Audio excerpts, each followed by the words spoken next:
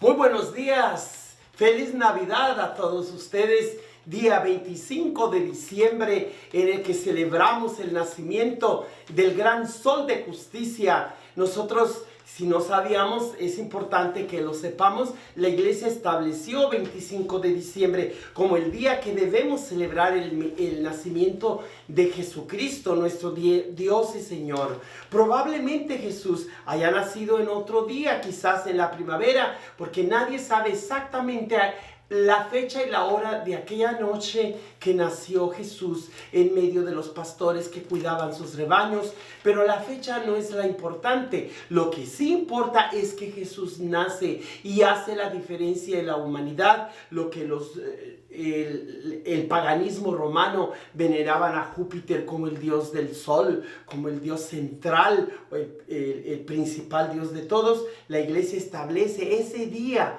del solsticio del invierno para que todo el mundo sepa que Cristo vino a implantarse, a imponer su imperio, a ser el centro del mundo entero, comenzando con la iglesia, comenzando con el cristiano, que estamos convencidos que Jesucristo es el sol de justicia. Escuchemos la riqueza de la palabra de Dios, palabra litúrgica y bíblica.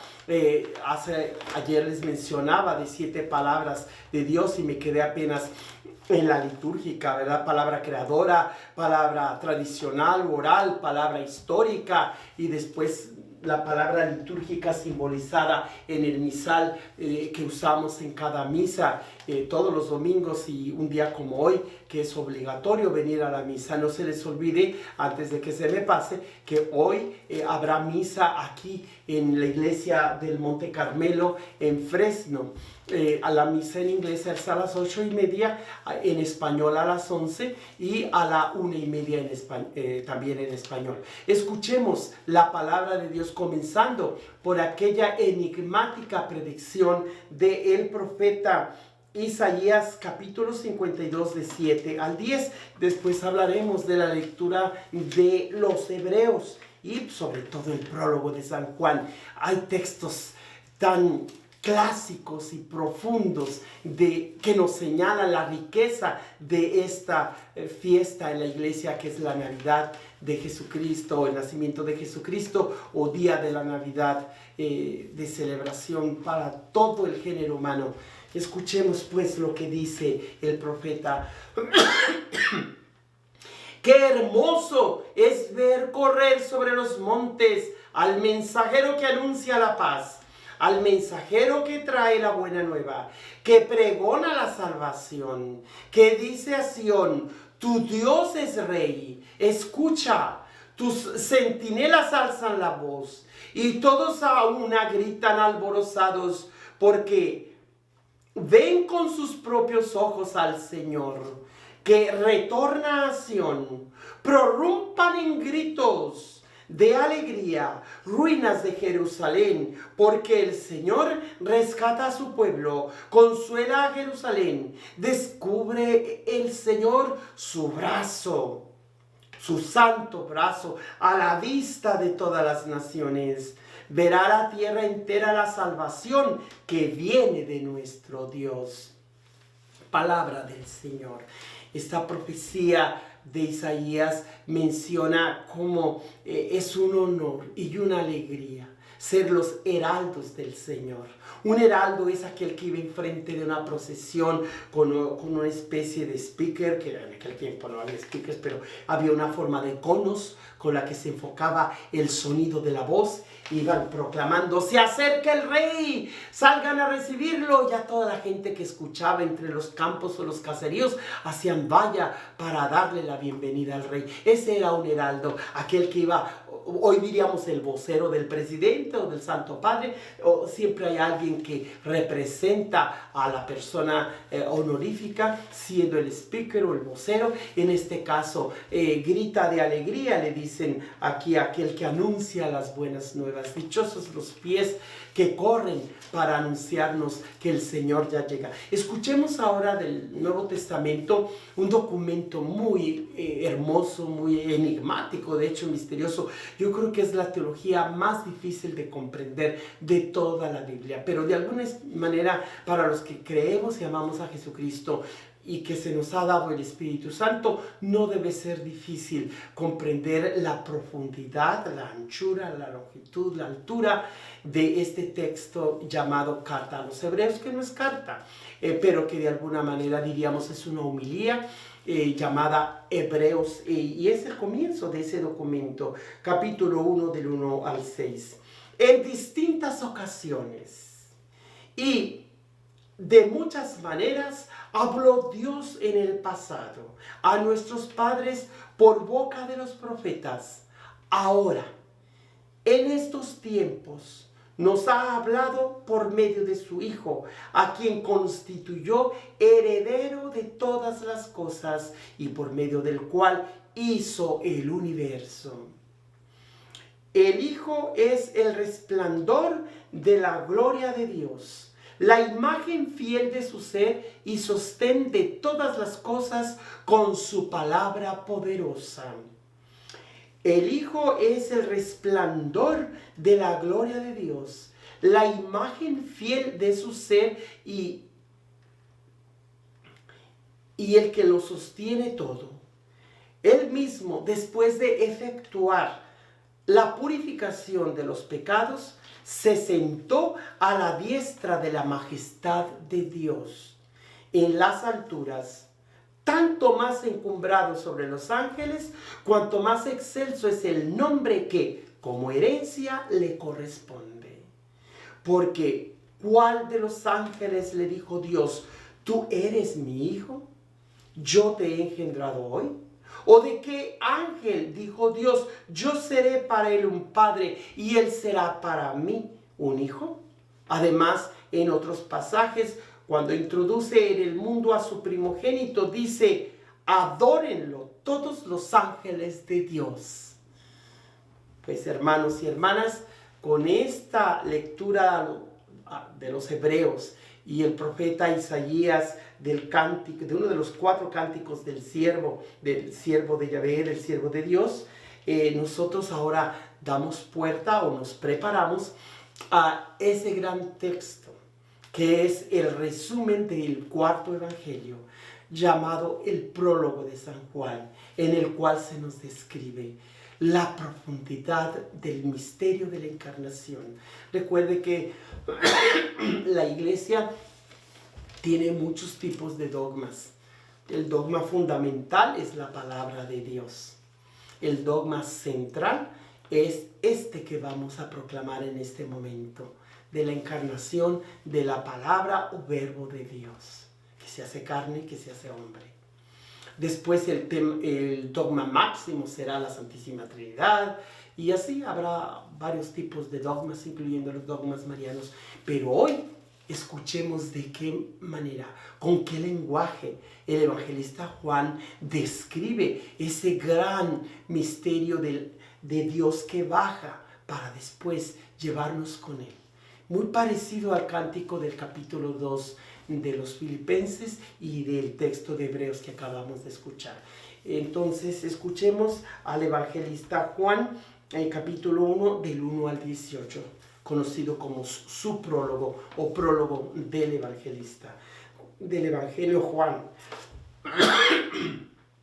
En el principio estaba aquel que era la palabra, y aquel que es la palabra estaba con Dios y era Dios. Ya en el principio Él estaba con Dios. Todas las cosas vinieron a la existencia por Él, y sin Él nada empezó a existir. Él era la vida, y la vida era la luz de los hombres. La luz brilla en las tinieblas, y las tinieblas no la recibieron. Hubo un hombre enviado por Dios que se llamaba Juan. Este vino como testigo para dar testimonio de la luz, para que todos creyeran por medio de él. Él no era la luz, sino testigo de la luz. Aquel que es la palabra era la luz.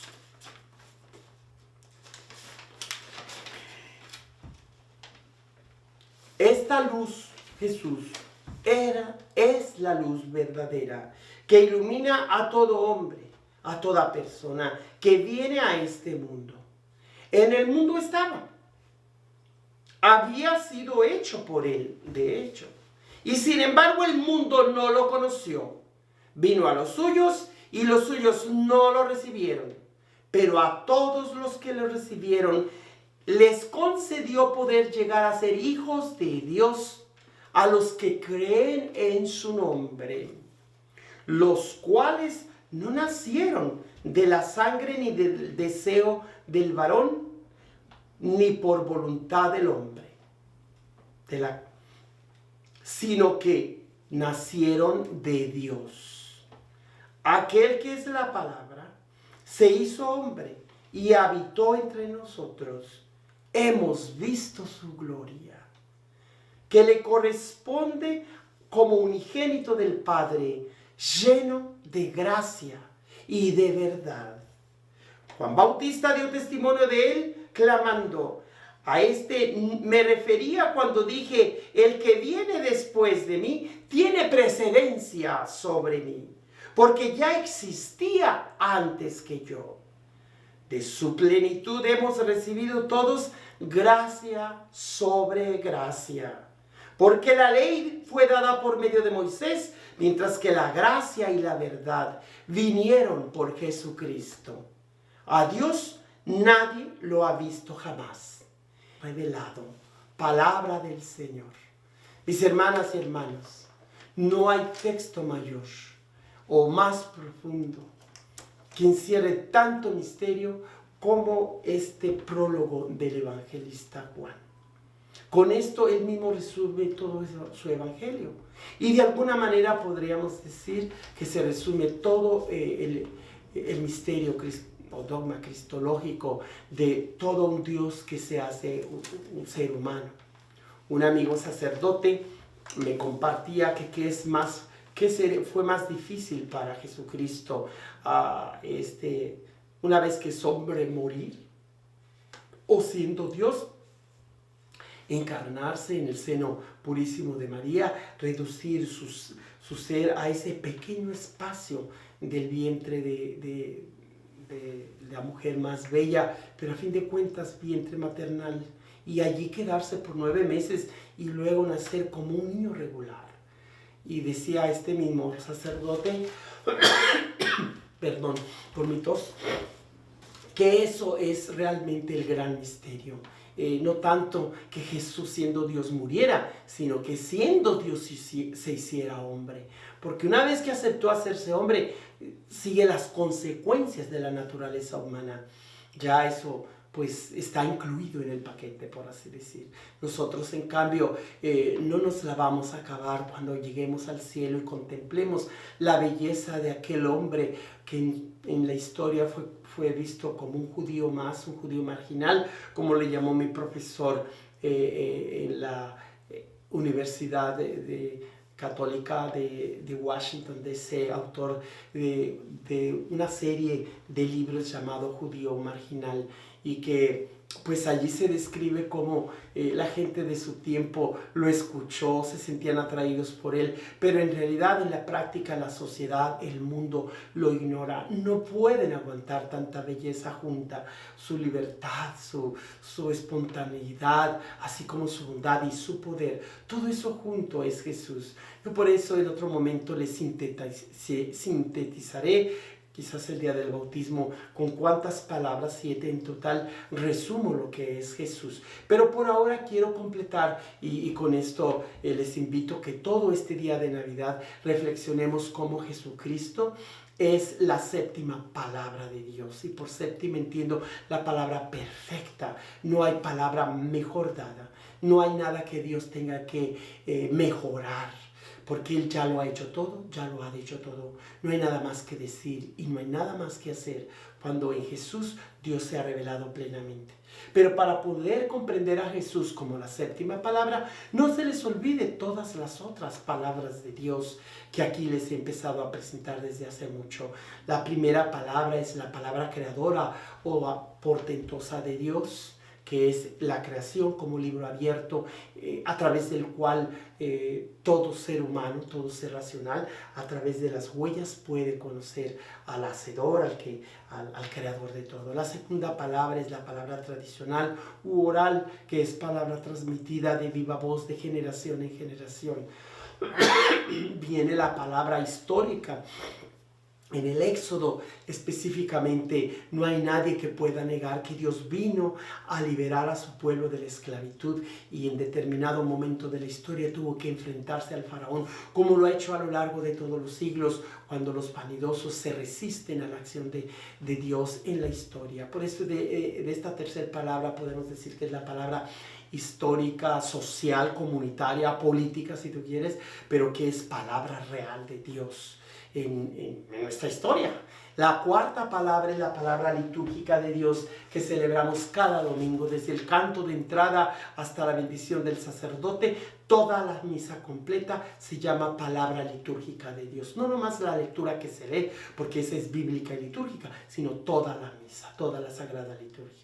Y la quinta palabra de Dios, pues son toda escritura sagrada. Tanakh para los judíos, Corán para los musulmanes, para los cristianos Biblia, que significan 73 libros, y después que todos los libros sagrados o escrituras sagradas, la iglesia tiene que hacer de esta quinta palabra una sexta palabra, que es la palabra canónica, es decir, seleccionar de tantos escritos sagrados y solamente dejar como norma de fe y moral los 73 libros que componen la Biblia. Por eso una cosa es Biblia sin el artículo la, que significa muchos libros, y otra cosa es la Biblia, es decir, este libro.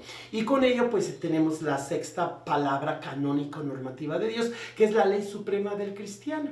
Esos 73 libros inspirados por el Espíritu Santo, por lo que la iglesia tuvo que dejar otros libros, evangelios apócrifos, como muy buenos, muy sagrados, muy inspiradores. Otros no tanto, pero no quedaron como parte del canon asignado por la iglesia. Esa es la sexta palabra de Dios. Y la séptima ya la mencioné al principio, la repito hoy, día de la Navidad, 25 de diciembre del 2020, celebramos la palabra personal, directa, y completa, insustituible, irrepetible e insuperable de Dios, Jesucristo el Señor. Él es la séptima y palabra total y completa de Dios. Después de Jesucristo, Dios no tiene nada más que decir ni nada más que hacer. Espera que tú aceptes a su Hijo como la plena revelación de su voluntad, como el Padre de las luces, como aquel que nos ha hecho y nos ha redimido y nos ha santificado para llevarnos a gozar con Él, y se nos abran las puertas del cielo en la medida que nuestras familias y nuestros corazones le abramos la puerta al niño Jesús que nace. Los esperamos pues en los servicios de este día a las 11 de la mañana en español, a la 1:30 en español, a las 8:30 en inglés. Y no se les olvide que todos los días puede ver este programa a las 7 de la mañana con su servidor, el Padre Joaquín del Valle de San Joaquín. Hágale like allí en YouTube y comparta este video con tantas personas que no pudieron asistir a la misa en un día tan importante y obligatorio como es la Navidad. Que pasen un bello y feliz día de Navidad, usted y toda su familia. En nombre del Padre, del Hijo y del Espíritu Santo.